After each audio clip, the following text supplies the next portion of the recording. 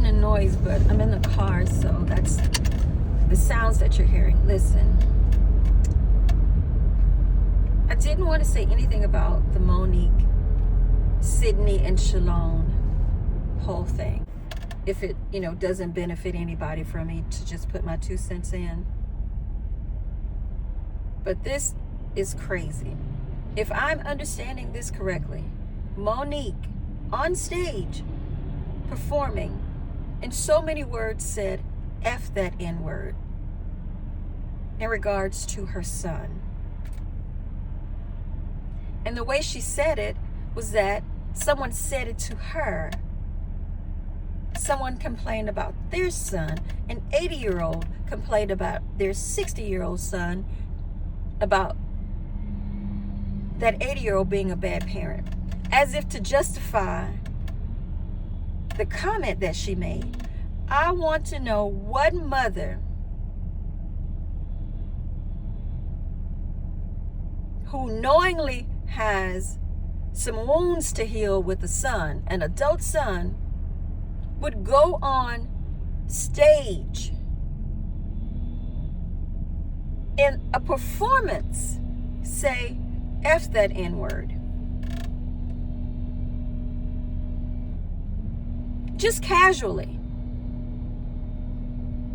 Can you imagine the things that she's said privately if she is so bold as to say that publicly, knowing that this is an active, acute kind of situation that her and her son, although the son said this has been going on, this is chronic. Can you imagine her saying that?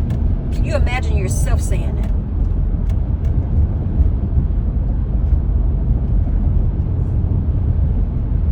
Just day by day, I'm losing respect for Monique. And I'll tell you why. If admittedly, she was a parent that was in pursuit of her career and she was absent, she wasn't there, and someone else raised him, and as a result of that, there are wounds that need to be healed. And it's not easy to heal these old wounds, y'all. But you don't make it worse by being so flippant, being so disrespectful.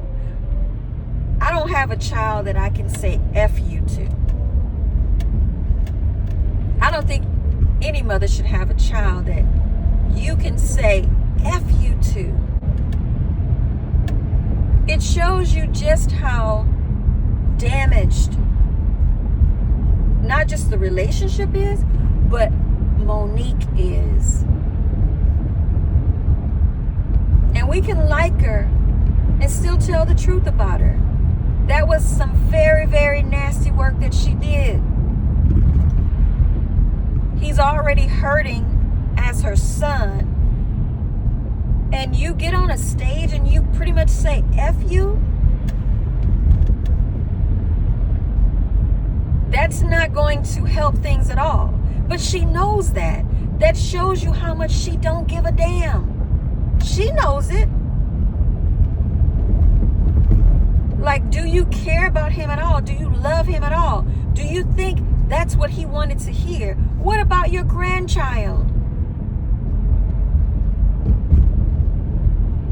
There are situations where, whether you think you're right or wrong, whatever the situation is, there are situations where you do have to put that grown adult child first. And you saw him crying out his heart, even though no tears fell the other night.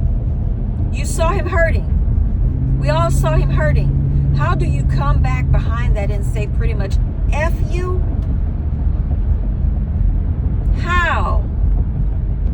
Unless you don't care nothing about him. And just because you can help him with a car, just because you help him with finances, just because you put money aside, those are things, those are acts that you made. The love still needs to be felt. How many of you would rather, and I know money makes the world go around, we all need money to survive, but how many of you would have rathered the parent really give you the time and attention that you needed instead of the money. Instead of the money. I think there's something very wrong and damaged with Monique.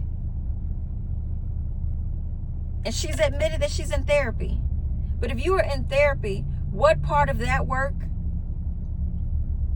says that you go on a stage and pretty much say F you to your son, knowing the situation at hand?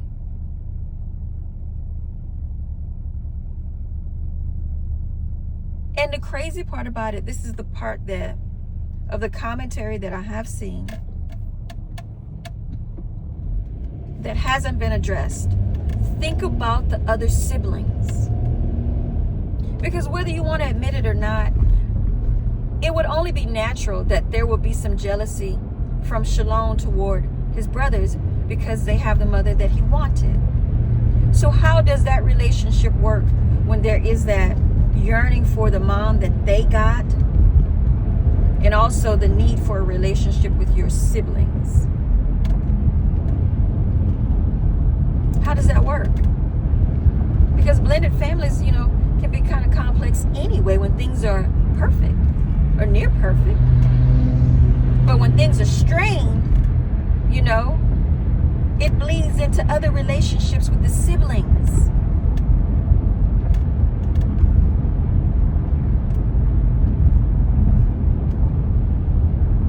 It's a moment where you stop thinking about yourself and your image and you think about the children.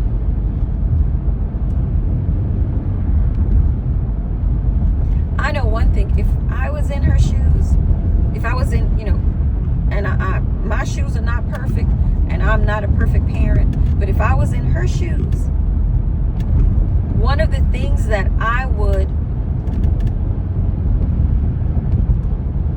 if I had to sacrifice my relationship with him, maybe that relationship never fully gets repaired, but I would make sure that I didn't do anything that would hamper or damage the relationship or a potential relationship that he can have with his siblings.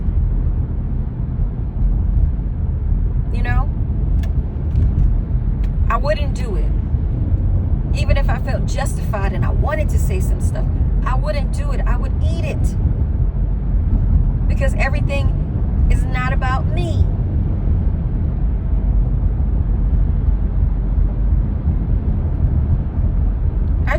It's hard to root for her, and I believe everything that she said about that industry. I mean, it's public fact. I believe most of what she said about Oprah. She released a whole audio from Tyler Perry. One more thing about Oprah. Oprah is Oprah. Oprah had an image to protect. Oprah wasn't an inexperienced media personality. She was a mogul at that time in 2010, right? So, do you honestly think she was going to explicitly admit to doing Monique dirty? The best that Monique could have asked for was that Oprah said, listen, if you think I did something, I'm sorry. That was the best she could do. That was her way of saying I'm sorry. Although it wasn't a proper apology, we all can admit to that. But again, she was protecting her image, and she's always protected her image. And the reason why nobody else is talking about Oprah is because Oprah, from what I understand, since 1985, has had these comprehensive non-disclosure agreements where nobody can say anything about her. That's why I was so shocked that Taraji P. Henson said anything.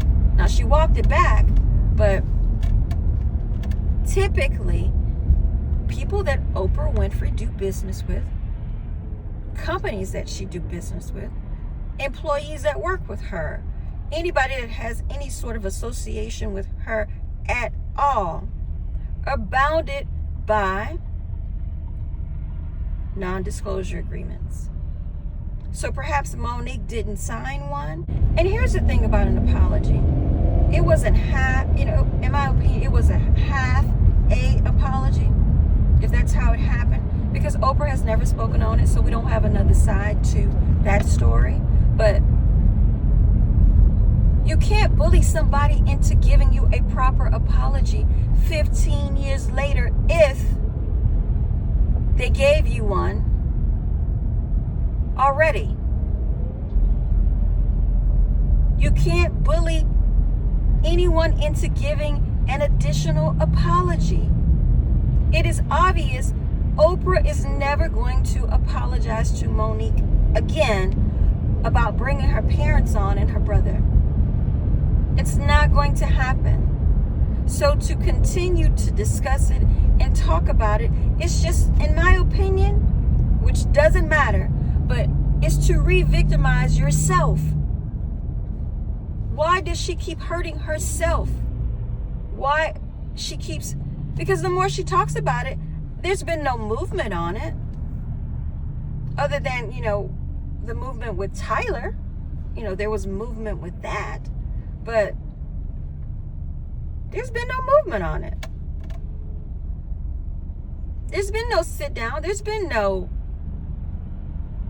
let's bring Oprah and Monique back together and let's talk this thing out, and we're not going to leave out of this room until there's some sort of resolution to this issue.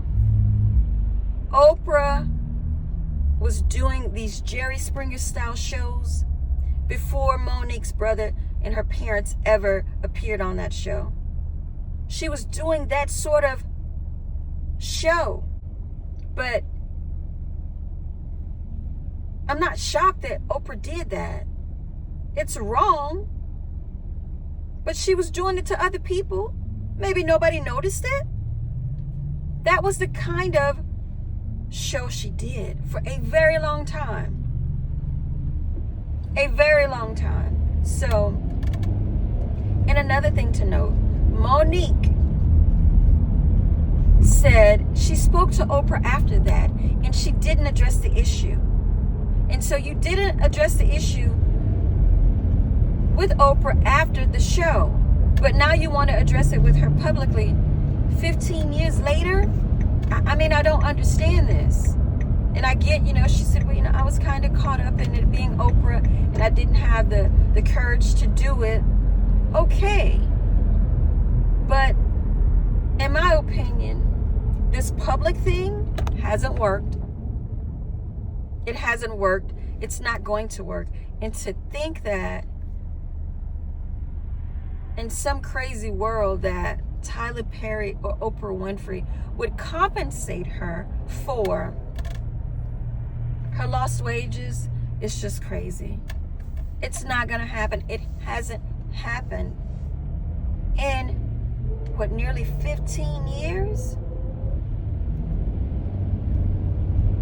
In nearly 15 years, y'all.